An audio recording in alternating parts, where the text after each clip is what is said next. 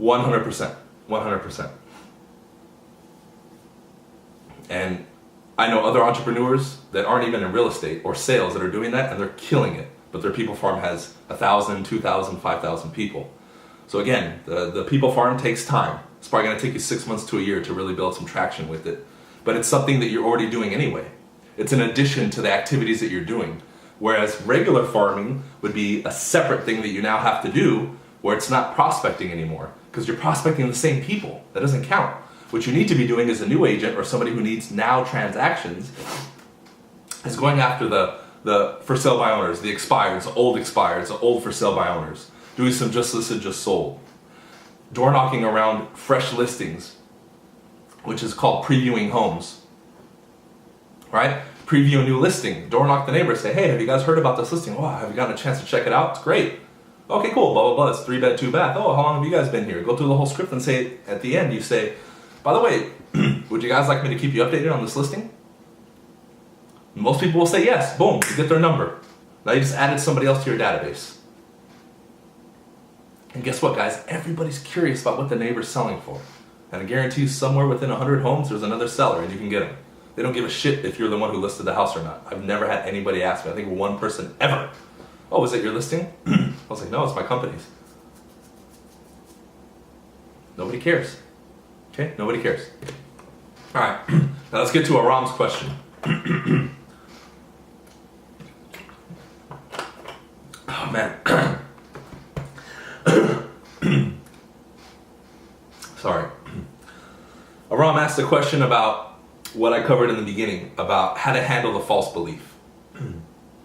Look, when it comes to things like that, you follow the basic sales principles, you never make them feel stupid, you never disagree.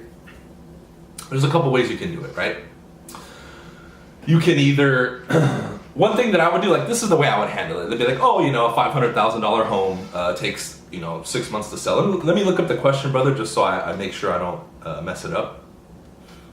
Let's see. There we go. How would you handle a situation where a seller makes a statement that is downright false, right?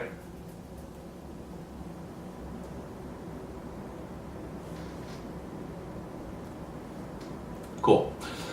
I would say absolutely. Every house is a little bit different, right? That's one way of agreeing with them.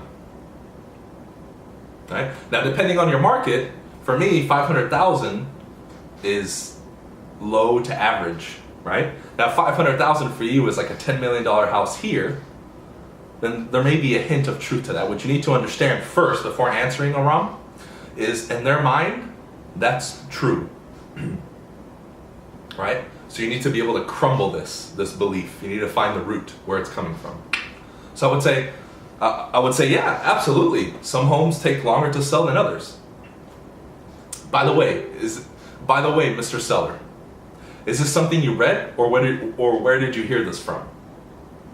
That way you see what I mean? This way you start finding out. You want to find out the source of the information. You don't just come over the top of them and say, because Julio said, I agree houses in the price range to sell, yet this market report shows, that's great. That's a great answer with facts. However, what he's doing there isn't the best way to handle it, because to some sellers, that'll be like, oh yeah, you think you're right? No, I'm right.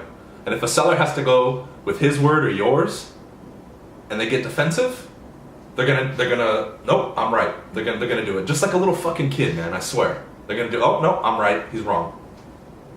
Especially if they get any hint that you're not 100% sure or confident, right? But even if you are confident and you have good intentions like Julio, it still might trigger in them like, oh no, I'm right.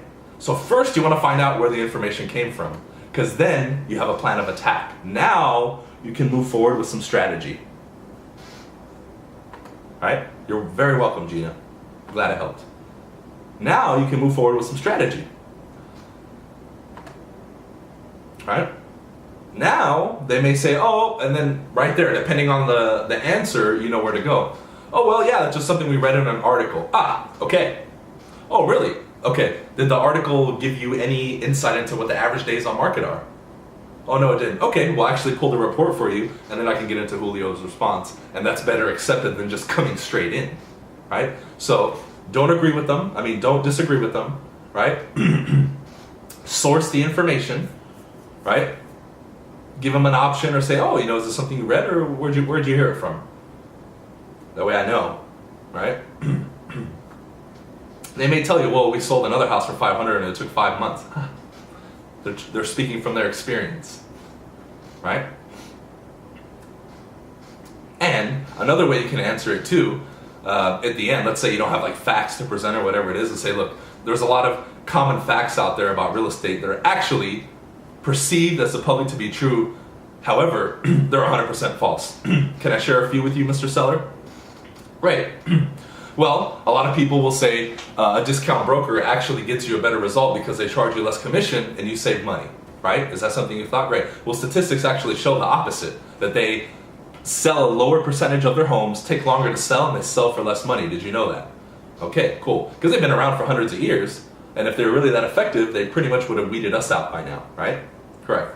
Number two, that a property takes a long time to sell. Yeah.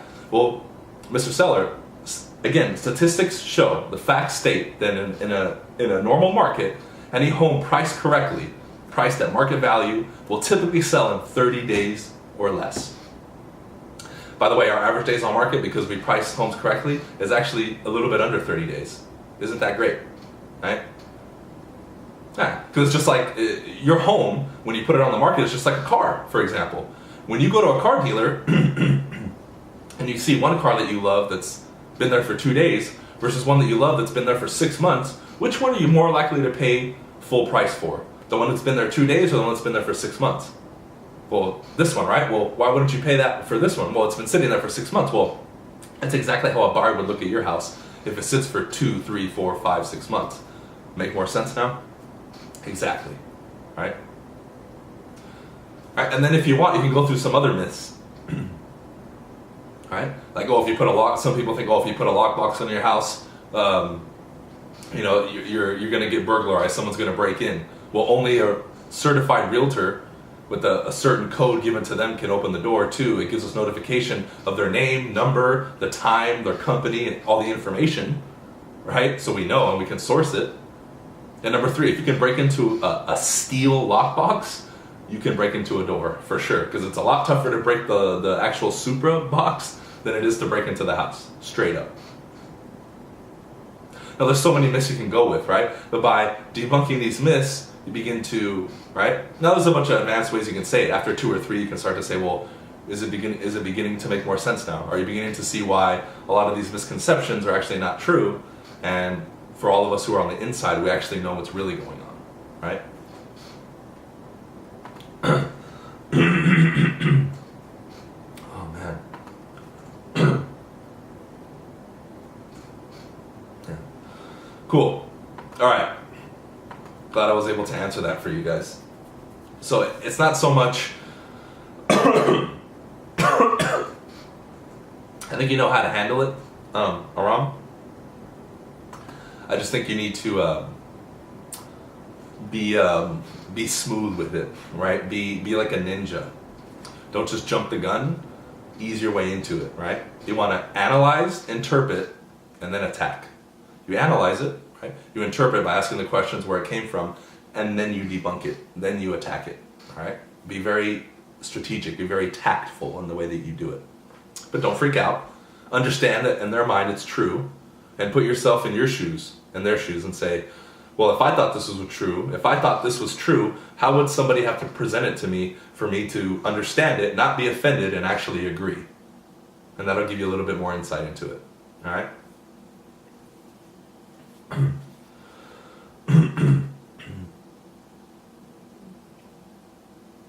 All right, guys, I'll be straight up with you. I feel terrible. What I'll probably do is maybe in the winner's circle or in the weekly videos, maybe I'll give you an extra 1 or 2 just to make up for it. But my throat really feels like it's about to explode. So I'll end the lecture here. I appreciate you guys being here. If you have any other questions during the week, maybe I'll go live in there and answer them. But I just want to make sure that for Monday or Tuesday tomorrow, like I'm 100%. All right. I appreciate you guys. All right. I'll see you on the next one.